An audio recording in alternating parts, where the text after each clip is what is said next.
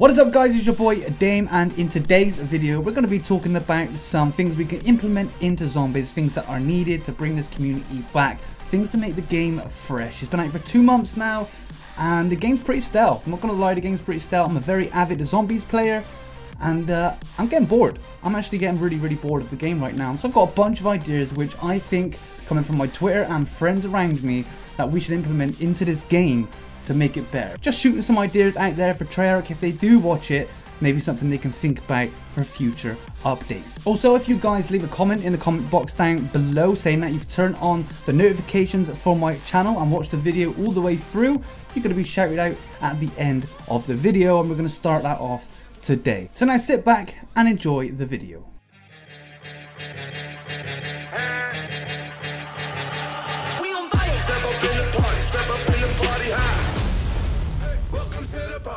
So first things first, zombie tiers. Yes, we have a brand new tier system in Black Ops 4 which will allow you to unlock gun variants, face paints, emblems, you name it, you can get it. But you can only get these if you're a multiplayer player, and you can only use these if you're in multiplayer as well, which is not very good. At the minute there are 200 tiers, and it has been confirmed that's going to be halved to 100 tiers, which has also been confirmed we're now going to be able to do zombie tier skips in zombies. That's absolutely awesome, brilliant work.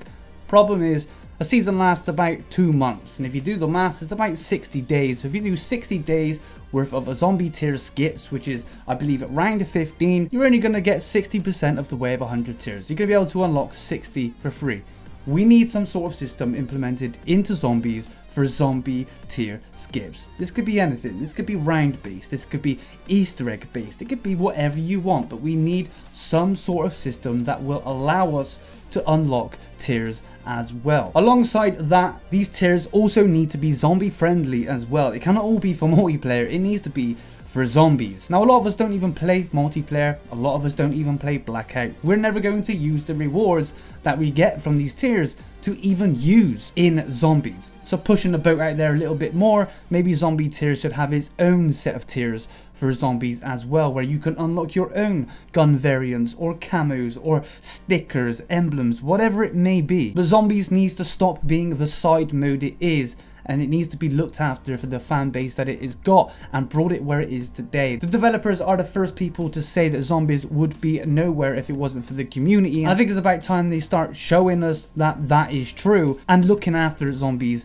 a little bit more. The next subject we have is community staff. You would be surprised how much community or staff in the community, developers in the community, help out the game, because it does so much. For Infinite Warfare, we had guys like the one and only Lee Ross and Brian Bright. For Sledgehammer, we had Cameron Dayton and Jason Warnk as well. And these guys brought a lot to the table. Not only did they jump in with games or jump into small podcasts with zombie players themselves, they would communicate with the community. They would talk about glitches. They would hint about Easter eggs. They would get the community hyped. Now, I'm not saying hint for the Easter eggs and tell us what to do, but it is very nice to know that we are searching for something that's in game, as opposed to searching for something we may not know is even there. It's nice to have that community feedback. Something also amazing that they done, Sledgehammer specifically, was rewards. They actually give the community rewards for knife only multiplayer or grenade only challenges and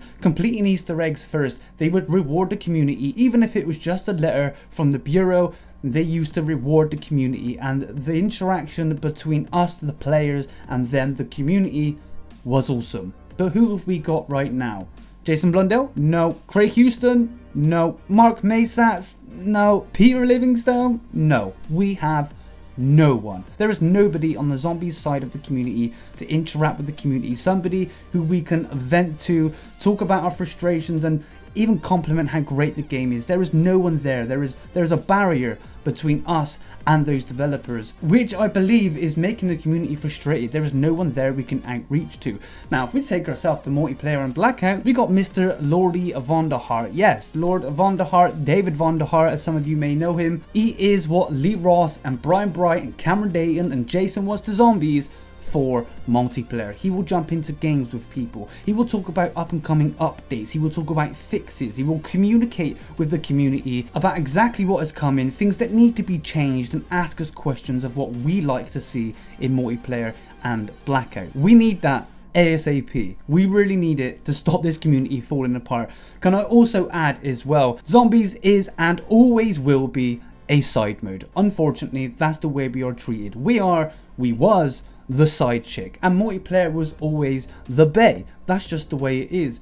What annoys me is the fact that Blackout comes into the mix, and Blackout is the new side mode. But all of a sudden, we're not side bae anymore. No, multiplayer has been demoted and is now side bae. Blackout is main bae, and we're just third wheeling right now. The Zombies are the third wheeler in this relationship, and it hurts to say that. We've been a dominant piece of the Call of Duty community for over 10 years, and we've just been demoted to the third wheeler, whilst a Blackout and multiplayer has their little lusty fling and leaves us on the sideline. Don't like that whatsoever. The community needs somebody, and we need more love. Next on the list is Mastery Camos. This is so needed. If you are a Zombies player and a multiplayer and you do the grind for the camos, you know damn right that Zombies is 10 times harder to get your camos unlocked compared to multiplayer. Multiplayer, you get 100 headshots, a bunch of rapid kills or double kills, you get a few bloodthirsties, and that's pretty much it. You've got yourself the camo for that gun. You do all your ARs, you do all your SMGs,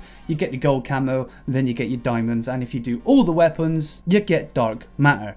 Zombies. Let's talk about some numbers right now. To complete all the camos for Zombies, this is what you will have to do. This is an estimate, by the way. Some guns are 2,400 headshots, some guns are 3,600 headshots. For headshots, you're going to have to get roughly 102,000 headshots.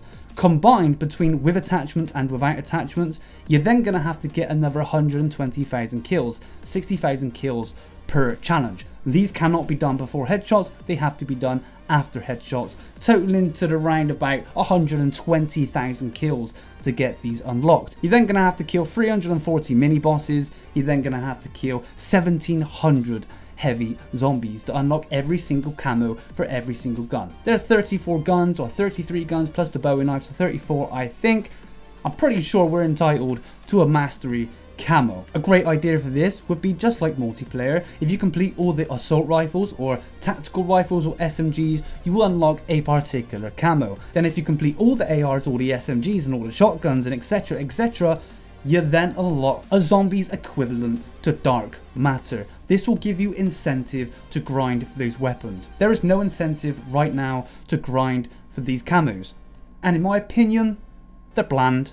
They're disgusting. I really don't like them. I'd rather use paint jobs, which don't work. There are a couple of good camos, the best one being Red Hex, and what surprised it was just ported over for Black Ops 3 anyway. So this is definitely something that needs to be added, especially when you have to deal with guns like the Welling, which you can't buy ammo for, so the only headshots you can get are in the first start of the game, and it's an explosive gun, so you can't get headshots of it anyway. You've got the Essex, which basically doesn't kill anything past round 10, even when it's fully pack-a-punched, and the BOWIE knife as well, which you have to get crawlers for, and if you've tried getting crawlers on Black Ops 4, good luck. It's next to impossible to get crawlers. Like, it's really hard to get crawlers, and you have to get about 500 crawler kills to unlock these. We need mastery camos in Zombies, we need that incentive to do the challenges, it's going to boost up that replayability, it's going to give us something to aim for. Easter egg rewards. Gone are those days where Easter eggs, just Easter eggs, were good enough. It's not the case anymore. We've had too many rewards from too many studios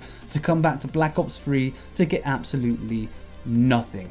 IW, the main Easter egg you didn't get so much as a reward for, though you would get free Fate and Fortune cards, but if you've done the Ghost and Skulls, you get Perkaholic, and then you can keep playing the game, which give you an incentive to complete the Easter egg, and jump back in and continue playing the game with all the perks. Not only that, if you completed Infinite Warfare with friends who've never done the Easter egg before, you would also get 50,000 XP per player, totaling up to 150,000 XP per game.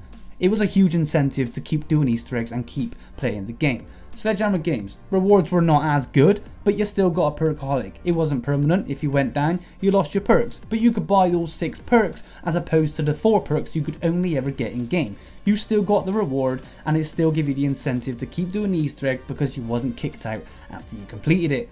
Black Ops 4, no son. Do the Easter egg and get on your way. It's literally like, you do the Easter egg, you complete it, you're all hyped with your friends, it took you about 2 hours, an hour and a half to complete the Easter egg, you finished, what's next?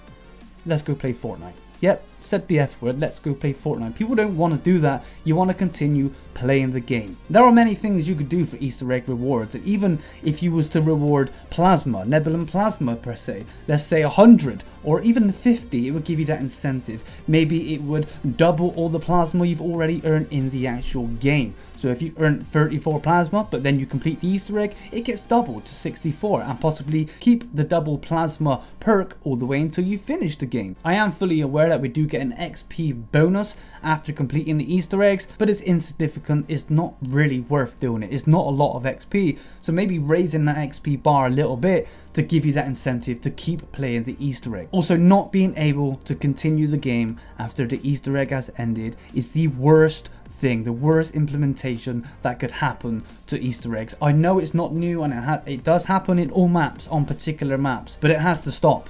It has to stop. You can't just do an Easter egg and then be done with it. It's over. Game over. Do something else. It's not what I like. It's not what a lot of the community wants, and I think it's something that needs to change in future updates. Something else that's getting implemented into the game is the authenticity stamp system. This has been raved about all the way back since the community reveal a date, and in my opinion, it's a gimmick. It's just a novelty. It's something that's not really going to get used like callings and everything else, and we're going to get into that as well. It's pretty much a glorified leaderboard. Now bear in mind, we don't know what the full system is going to be like. We have no idea. What we do know is going to record your kills, it's going to record what weapons you use, what perks you use, and you're going to be given a code at the end of your game, which you're then going to have to get a piece of paper out to quickly write down your codes, or get your notepad out on your PC to then enter onto the Call of Duty website. Though Call of Duty have been recording multiplayer kills all the way back since Black Ops 1, they record everything, and you can just go on the website and it's already there. So remove the middleman. There is no point giving us a stamp system where we have to be that middleman to then go over to Call of Duty's website to input a code. Just do it for us. Just do it. Record our kills. We all have our Call of Duty profiles linked to our PSN or our Xbox or Steam accounts, and automatically input our kills, whatever you've done. If you have the ability to generate a code on exactly what weapons we've used in the game, I'm pretty sure you've got the ability to do exactly the same on your website, which removes us as the middleman, and we can just do our challenges, go to the website, and it's all already there. Not particularly looking forward to the authenticity stamp system. It's a great idea, but it is basically, in my opinion, at the moment until it comes out, just a glorified leaderboard, which we've always really had. So if you're gonna make a glorified leaderboard, just put it on your website and automatically record what happens in the game. This could also work as glitch prevention as well, because you're gonna get red flags when somebody has not used a weapon or just used the Ragnaroks and sat in one spot for 100 rounds. It's going to ring alarm bells. It's going to be a lot easier to actually find these glitches. Yeah, I want to talk about callings. We know callings are coming, and callings have been leaked, or some callings, and it's pretty much the same as every other map. You're going to get some Nebulum Plasma as a reward. And I like how the community like to jump on the bandwagon constantly and say how callings is going to save the game, bounties is going to save the game, orders and contracts is going to save the game, we need it implemented now. Well, I'm sorry to bring you back down to earth, but it's not. It's not. Callings will not save the game. It just won't. It didn't with IW when bounties come out. It didn't save the game. It didn't when contracts and orders came out for Sledgehammer. It just didn't. And it's not going to with callings either. Why?